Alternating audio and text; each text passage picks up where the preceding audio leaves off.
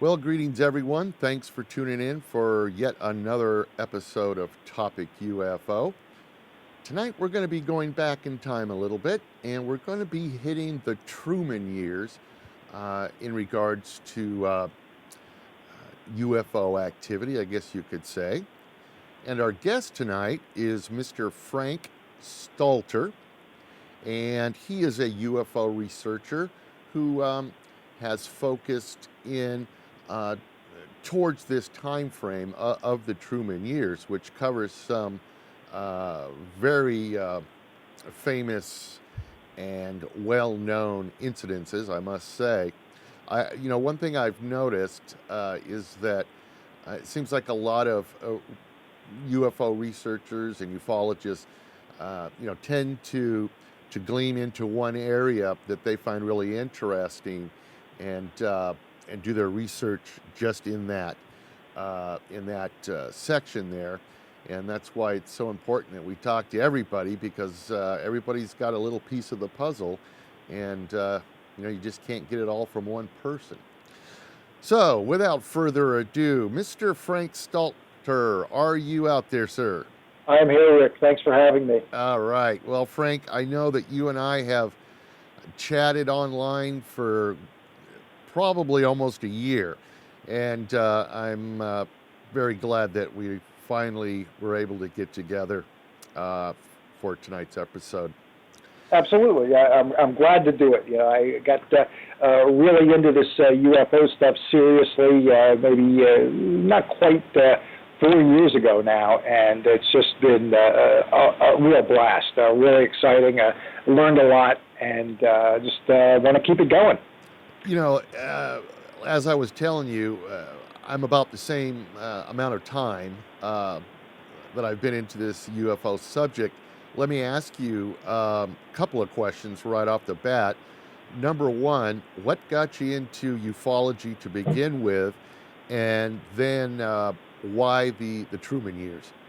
Okay, well, going back to the beginning, there was a series of cases back in the early 70s that made a lot of headlines. There was an abduction case in Pascagoula, some other famous cases. The governor of Ohio had spotted a UFO and reported it. So the early 70s was a real big time, and that's what really got my attention initially. And after that, I would still keep my eyes open. There were shows like In Search Of, and once in a while there'd be a documentary here and there. My folks would be nice enough to get me books or magazines on the subject, but it was always kind of passive. And then back in '09, the spring of '09, what happened was Edgar Mitchell had made an appearance before the National Press Club, and I've always been interested in the space too. Certainly remember his moonwalk and all that. And I just started, I had some time to fill basically because hockey season was over. I'm a big hockey fan. And I decided to really get into the UFO material, see what was out there, see what was available. And I decided to really focus in on the Truman years for a number of reasons. The cases, they're the biggest cases. There's the Roswell, there's the Mantell incident, there's the 52 incident over Washington, D.C., and a boatload of other just simply amazing cases. And that's the one that I really decided I wanted to focus on. And it worked out very nicely, as there's just so much material that's available, not just on the UFO period, but on that entire period in general. And I thought what I really wanted to do was really take a look at the entire period, because if there's some truth to this UFO stuff, and I think that there is, you'll be able to see it. You'll be able to see, when you look at the big picture, how they handle those other crises and incidents that came up that we know absolutely happened, and you can kind of deduce whether or not this UFO story really makes sense. And I've been looking at it for quite a few years, and it does. Well, when you look at the Truman years overall, now I'm sure a lot of people have heard about the flying over the UFOs over the White House, which was 52, I believe. Summer of 52, July of 52, absolutely. Now, do you find that the most intriguing incident, or is there one that beats that even? It's right up there because that's the incident. I don't think there's any question that Truman did, and he's the guy that ultimately you're looking at when you're looking at these years. He conducted a meeting in the White House regarding this case. It's documented on his calendar, at his presidential library website. It got his attention to the point where he gathered his people together, his Air Force aide, the members of the National Security Resources Board, the Department of the Air Force, the Rand Corporation. They met in the White House roughly 5 weeks after the incidents, and it doesn't specifically state on the calendar that it regarded UFOs. This is the meeting that we had about UFOs. What it states, the purpose of the meeting was a briefing on defense of the Capitol, which when you look at the timing and then you take a closer look at the individuals who were at this meeting, it becomes self-evident that the meeting was about this DC UFO incident. And then you take a closer look at the people who were there, specifically his Air Force aide, who was General Robert Landry. In Landry's oral history at the Truman website, he goes into some detail as to how Truman came to him right after he came on board, which was in the very early part of 1948, and how Truman asked that he be briefed directly by Landry about UFOs on a regular basis, and that went on throughout his presidency. Then you look at the background of William Garland, who was the head of the Air Technical Intelligence Center, which is at Wright-Patterson Air Force Base. Before Area 51, there was always the talk about Wright-Patterson, and Hangar 18 and all that stuff. Well, he was at least according to Captain Edward Ruppelt, who was in charge of Project Blue Book during the same time frame, that Garland was a believer, that he had seen a UFO when he was stationed out in California, and that he was also, before he was put in charge of ATEC, he was working in the Pentagon, and he was the guy who went to Life magazine and said, you ought to take a closer look at this UFO stuff. And they came out with an article, a mainstream magazine, very well respected, very well regarded, was in everyone's homes, that said, maybe there is something to this UFO stuff. Yeah, that's the... Now, a couple things before we get too far. One thing I didn't know, and correct me if this is not correct, but there were actually two waves of UFOs that came over the White House. That's exactly correct. It happened over a couple of weekends at the last part of July. Wow. Now, and these things were seen by a lot of people, correct? I mean, civilians... Right. I couldn't tell you a number of how many civilians saw, but specifically one of the pilots, there were two F-94 interceptors scrambled out of Dover Air Force Base, and one of them saw a number of UFOs. He felt that they were surrounding his plane, and he was contacting the tower, saying basically, "What should I do? Should I shoot at him? Should I not shoot at? What should I do? What should I do?" And the people in the tower, they didn't know what to tell him.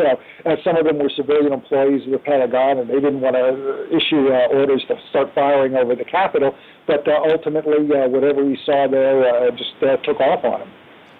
Some of the flight characteristics of some of the UFOs that were seen at Washington National Airport, they were traveling 7,000 miles an hour, making right-angle turns. The night that the jets were actually scrambled, what happened was they were sighted on the radar scopes. As soon as the jets came in, they took off, and then the jets turned around, headed back to Dover. Then the UFOs came back, so they radioed the jets, "Come on back here and check these guys out again."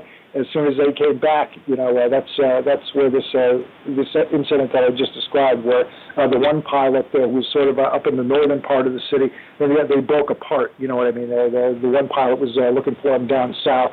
The other pilot was up north, Patterson, and he's the one who had the little incident where his plane was actually surrounded by UFOs.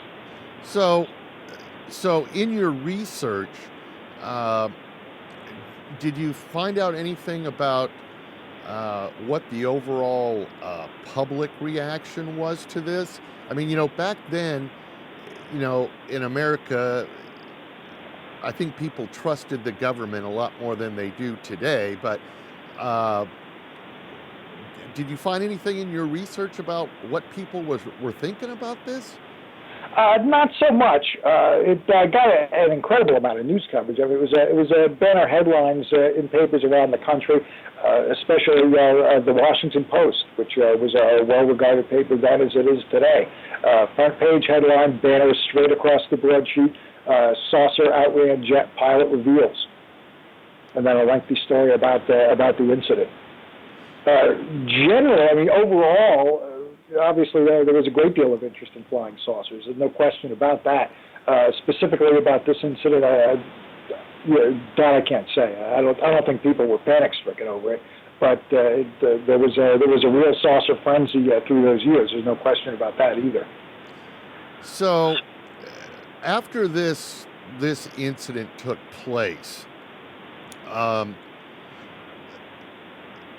and then there was stories.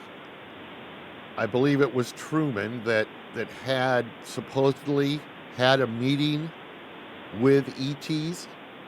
I've never heard that. Excuse me. I've never heard that that it was Truman. It was the story goes that it was Eisenhower. Okay, it was Eisenhower that met with the ETs. That was much later. I'm not so sure about that. I wouldn't say I necessarily believe that story. I know a little bit about it, that there was maybe a little misdirection that he actually went to the dentist, or that he didn't go to the dentist, or that they used him going to the dentist as a cover story so it could go out to, I believe it was Holloman or Alamogordo, or maybe it was Edwards. I'm not sure. But I think more than likely or not, until you get a little bit more beyond just some anecdotes here and there, that's one that I wouldn't take too seriously. I wouldn't rule it out, but I wouldn't, I wouldn't say, yeah. It's a pretty bizarre story. I don't know if I can believe it right off the bat either. Yeah, I'm not so sure about that one. Now, there's also a quote floating around from Truman, supposedly, where he stated that something to the effect that being that flying saucers exist, they're not from any place on this planet, or something to that effect. I'm not sure if you're familiar with that quote or not, but it does float around a little bit, and I don't believe that that quote is not accurate either. He didn't have a press conference on that particular day. Can you repeat that? I didn't get that. Can you repeat that? Something. The quote, I don't have it in front of me, so I can't quote it exactly. Something to the effect where flying saucers, being that they exist, are not from any known power on this planet, or something to that effect. It does float around a little bit. Now, a couple specific times where he was asked about the UFOs, or flying saucers, they called them back then. One was right after the D.C. UFO incident. Clearly, his tone had changed from 1947 when he first asked about it, and it was much more serious than he was early on. In '52, when he was asked about, yes, we discussed these things, we discussed them at every conference, we discussed them in the military, we just don't have anything concrete on it. Whereas compared with in '47, when the flying saucers were first coming up, where the Kenneth Arnold case was very famous, where you had the Roswell case famous for a moment, and then obviously reeled back in. He was asked about it, he kind of laughed it off. The way politicians tend to laugh things off when they're asked about UFOs. We saw that recently with the Russian premier, I believe he is, Medvedev, where he kind of laughed it off, ha, ha, ha. And Truman did the same thing. He blamed it on the press. You've heard about the moon hoax, right?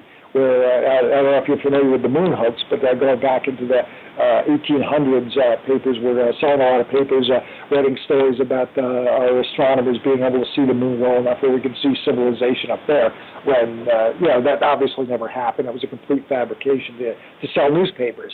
And essentially, Truman was implying that that's what they were doing with the flying saucer stuff back in '47. But like I said, it got a little bit more serious. You got radar hits, you got military pilots seeing things, you got people on the ground seeing UFOs. His tune changed a little bit 5 years later. And they never came back with any type of concrete explanation, correct? What happened was right away, Ruppelt, as it turned out, was in town. He was in D.C., and like I said, he was in charge of Blue Book. Truman did direct Landry, General Landry, to call him directly and see what was happening. He said it was without certainty, but he said we think it might be a temperature inversion. Now, well.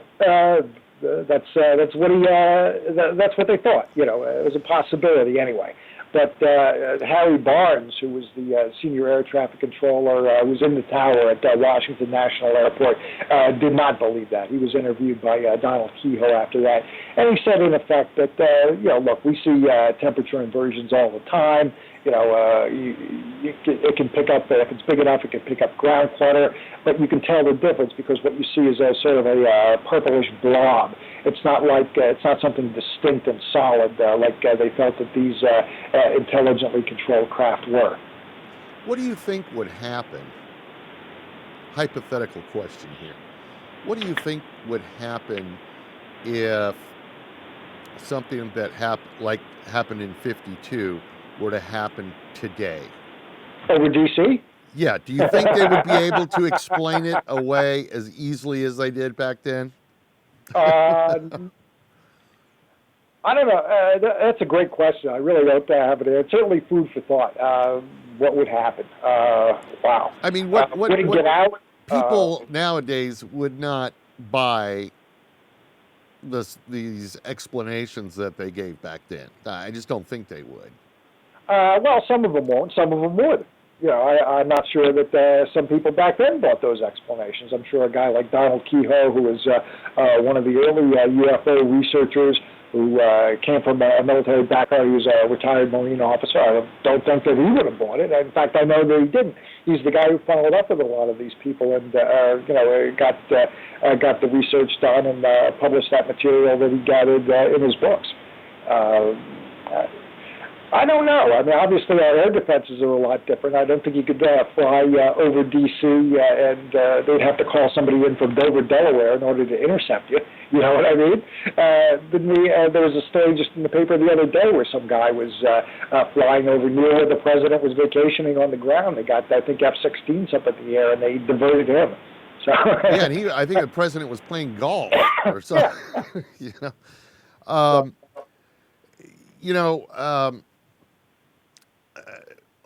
Boy, I just kind of lost my... Who's to say we haven't had those kind of incidents and it just hasn't leaked out, too? You know, you can look at it that way. Absolutely. It could have happened many times. That's one of the advantages of being able to go back and look at these older things. Because guys do loosen up a little bit. They do tell the truth a little bit more after they're off the playing field, so to speak.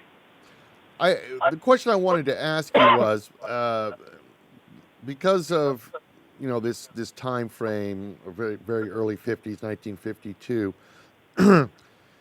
do you think it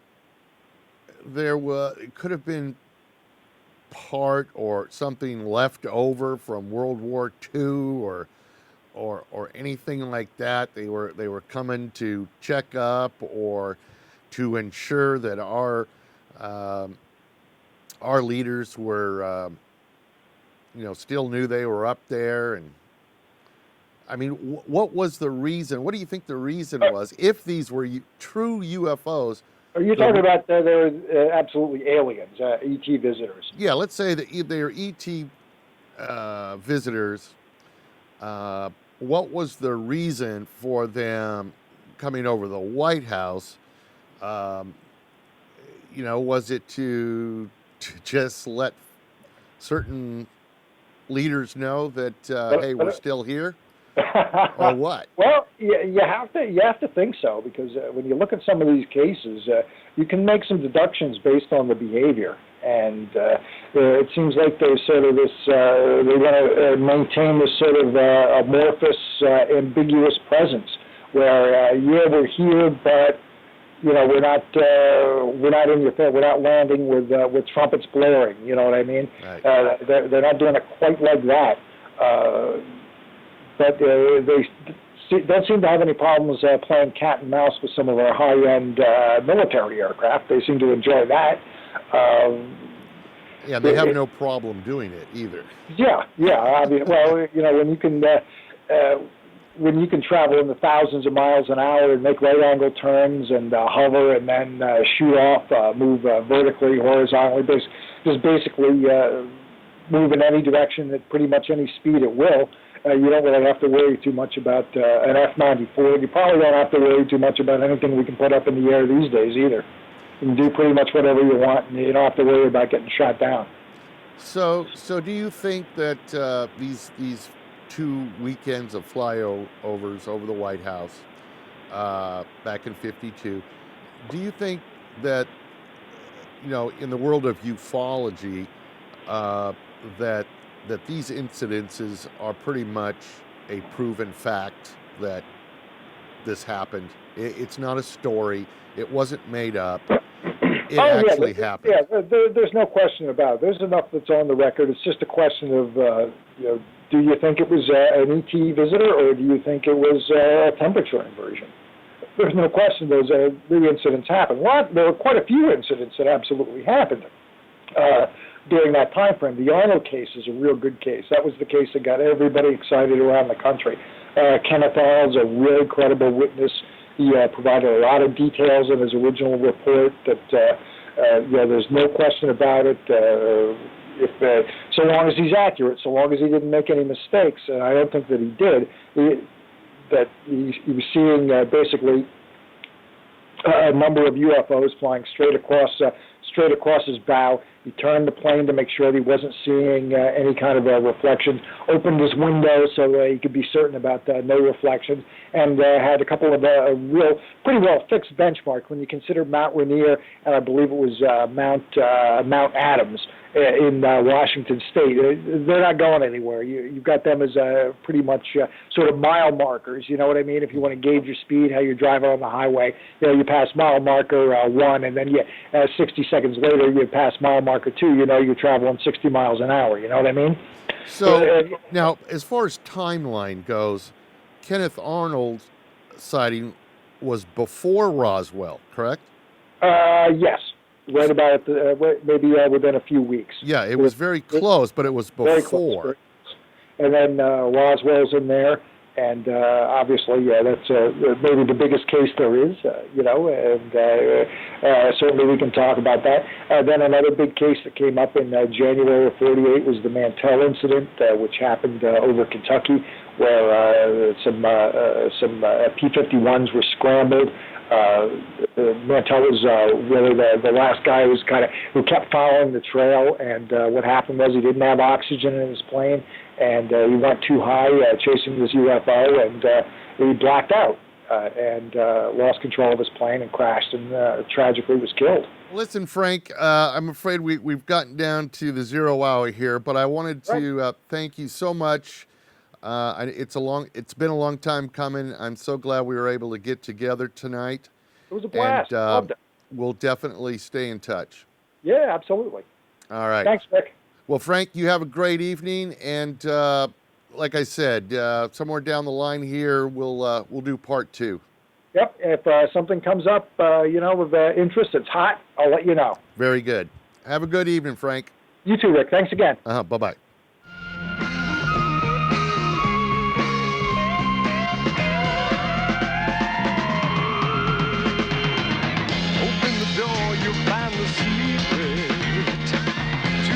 The answer is to keep it.